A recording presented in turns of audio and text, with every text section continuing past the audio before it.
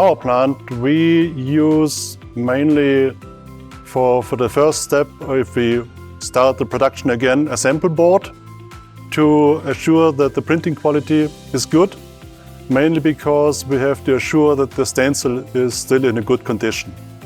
And for the serial production, there's also very important for us that we have the feedback from the SPI to the printer to assure that the position is still okay and that the volume of the solder paste is still good.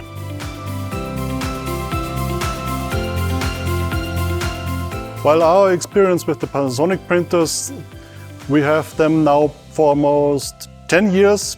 It's a very tough machine, very reliable, and I think it's very good.